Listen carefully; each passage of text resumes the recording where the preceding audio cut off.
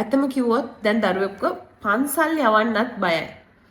පන්සල කියලා කියන්නේ පාසල කියලා කියන්නේ අපි දන්න විදිහට හරිම ආරක්ෂිත තැන්. මේ වගේ කිසිම වැරද්දක් දරුවන්ට වෙන්නේ නැහැ කියලා අපේ පොදු මතයක් තියෙනවා. නමුත් මේ ඇති වෙන තත්ත්වයක් එක්ක ඒක එහෙමද කියලා අපිට හිතන්න වෙනවා. කවුරු වැරදි කරු වුණත් නීතියෙන් මොන තීන්දුව දුන්නත් අදාළ දැරිදිය අතවරයට පත් වෙලා ඉවරයි. එයාට ඒ මානසික පීඩනේ ඒ කායික පීඩාවේ අඳුරු මතකයත් එක්ක එයාගේ මුළු ජීවිතේම ගත කරන්න සිද්ධ වෙනවා. කෙනෙක් ඔයාට වැරදි විදියට සලකන්න එනවා නම් අනවශ්‍ය දේවල් කරන්න එනවා නම් මොකද කරන්න ඕනේ?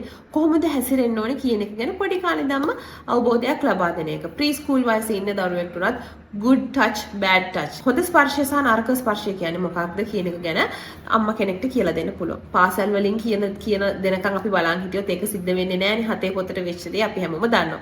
ඉතින් ගෙදරදී අපිට කරන්න පුළුවන් දේවල් මොනවද? අපි ගෙදරදී කොහොමද දරුවෙක්ව මේ සම්බන්ධයෙන් දැනුවත් කරන්නේ? ඒක ගැන තමයි අපි දෙමාපියන් විදියට වැඩියෙන්ම අවධානය යොමු කරන්න ඕනේ. ඉතින් ඒ නිසා පොඩි දරුවෙක්ට උනත් කියලා දෙන්න. පොඩි වයසේ ඉඳන්ම good touch මොකද්ද bad touch මොකද්ද? විශේෂයෙන්ම වැඩිහිටියෙක් ඔයාට ඒ වගේ දෙයක් කරනවා නම් එතනින් අයින් වෙන්න, කෑ ගහන්න, තව කෙනෙක්ට ඒ ගැන කියන්න, විශේෂයෙන්ම දරුවෙක්ට කියන්න පුතේ ඒක ඔයාගේ වැරද්දක් නෙවෙයි. ඒක ඔයාට දොස් කියන්න පුළුවන් දෙයක් නෙමෙයි. අම්මි තාත්ති ඔයා වෙනුවෙන් ඉන්නවා. කොන්දේසි විරහිත ඔයා වෙනුවෙන් පෙනී සිටිනවා. මොන අවස්ථාවේ මොන දේ වුණත් ඔයා බය නැතුව ඇවිල්ලා මට කියන්න.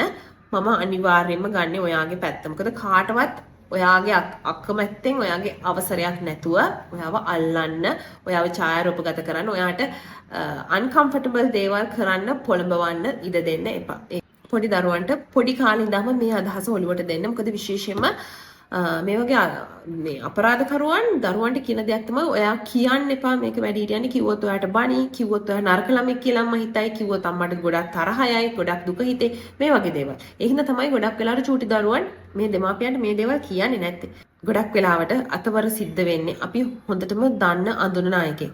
පවුලේ ළඟින්ම ඉන්න අයගෙන්, ළඟින්ම ආශ්‍රය කරන අයගෙන්.